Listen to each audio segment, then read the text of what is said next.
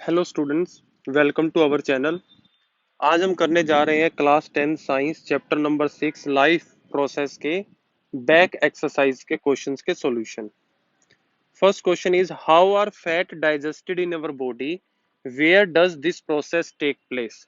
Fat हमारी body में कैसे डाइजेस्ट होता है और ये प्रोसेस कहाँ होती है। तो पहले हम लिख रहे हैं कि ये प्रोसेस कहाँ होती है।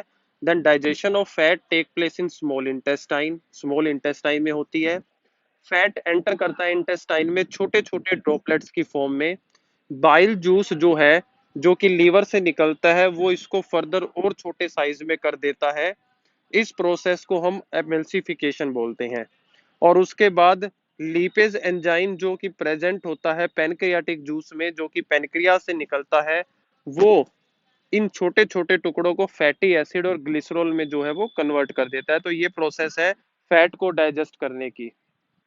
नेक्स्ट है हमारे पास, what is the role of saliva in digestion of food.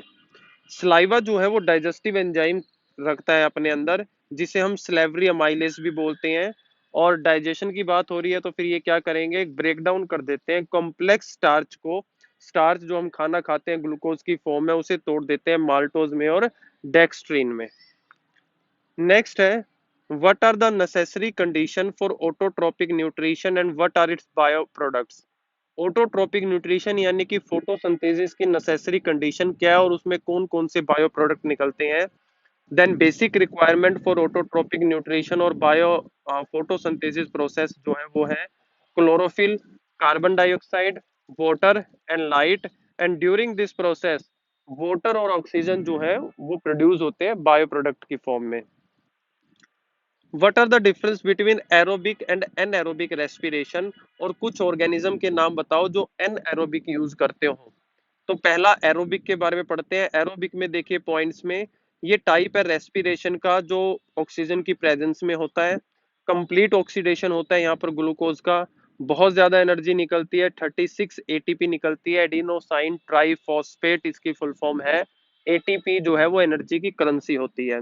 और फोर्थ पार्ट, ये जो प्रोसेस है पार्टली साइटोप्लाज्म और माइटोकॉन्ड्रिया दोनों में मिलकर होती है। एनएरोबिक की बात करें तो ये वो रेस्पिरेशन का टाइप है जिसमें ऑक्सीजन एब्सेंस रहती है। यहाँ पर ग्लूकोज का ऑक्सीडेशन कंप्लीट नहीं होता।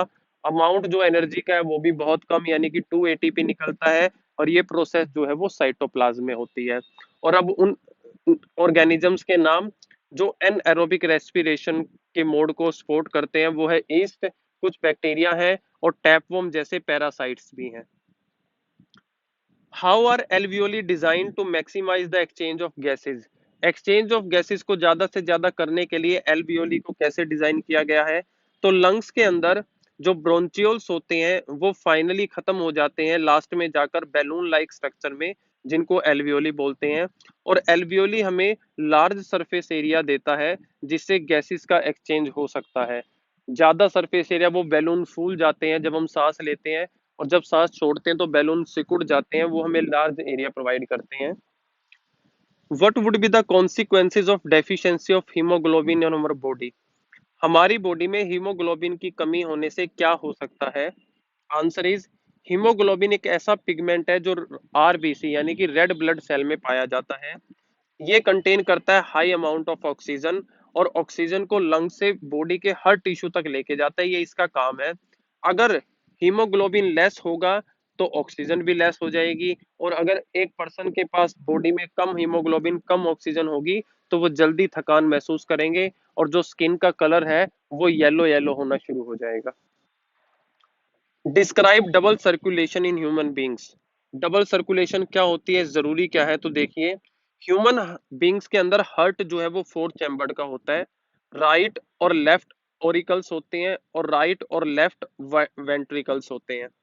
राइट ओरिकल और वेंट्रिकल जो है वो बॉडी से डीऑक्सीजनेटेड ब्लड जिसमें इंप्योरिटीज होती हैं उसको इकट्ठा करते हैं और लंग्स के पास भेज देते हैं। लंग्स उसको साफ करके दोबारा हार्ट में भेज देता है, और लंग से लेफ्ट ओरिकल और वेंट्रिकल उस साफ यानी कि ऑक्सीजनेटेड ब्लड को रिसीव कर लेते हैं और फिर उसको पूरी बॉडी में भेज देते हैं। यानी कि डीऑक्सीजनेटेड और ऑक्सीजनेटेड ब्लड को पूरी तरीके से अलग रखा जाता है। इसी प्रोसेस को डबल सर्कुलेशन बोलते हैं। सिग्निफिकेंस इसका जो है यानी कि बेनिफिट क्या है इसके, तो ये इंश्योर का मीनिंग है, ये इस चीज को पक्का करता है कि बॉडी के अंदर ऑक्सीजनेटेड ब्लड जो है वो क्विकली सबके पास पहुंच जाए, ताकि बॉडी की जो नीड है हाई एनर्जी की वेरियस प्रोसेस के लिए वो पूरी हो सके। What are the difference between transport of material in xylem and phloem? तो पहले ट्रांसपोर्ट की बात करते हैं जाइलम की। तो ये मिनरल और वाटर को ट्रांसपोर्ट करता है रूट से लेकर लीव्स तक स्टेम के थ्रू।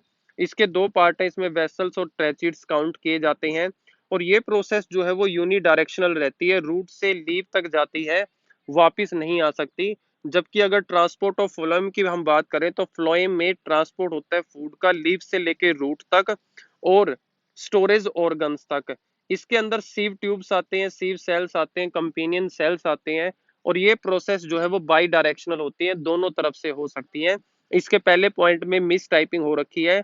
ये जो लिखा हुआ है it transport food from leaves to root, root के बाद स्पेस डाल के ये एंड है जहां पर ANS लिखा हुआ है। Compare the function of alveoli in lungs and nephron in kidney with respect to structure and function.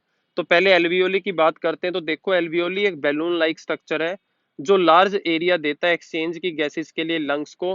Carbon dioxide को रिलीज किया जाता है एल्वियोली में, और ऑक्सीजन जो प्रेजेंट होती है एयर को उसको अंदर लेके हीमोग्लोबिन को दे दिया जाता है जो कि RBC के अंदर पाया जाता है। और बात करें अगर नेफ्रॉन की, तो नेफ्रॉन जो है वो फंक्शनल और स्ट्रक्चरल यूनिट है किडनी की।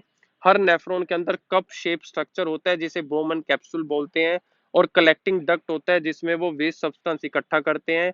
नेफ्रॉन जो है वो कलेक्ट करता है फिल्टर यूरिन को, और उसके साथ साथ कई बार वो कुछ इंपॉर्टेंट चीजों को भी दोबारा से रीअब्जॉर्ब कर लेता है वेस्ट में से। ये काम था नेफ्रॉन का। तो thank you for watching this video. ये हमारे पास बैक एक्सरसाइज थी चैप्टर नंबर 6 की। NCERT के दूसरे चैप्टर्स की वीडियोस देखने के लिए चैनल से जुड़े रहें।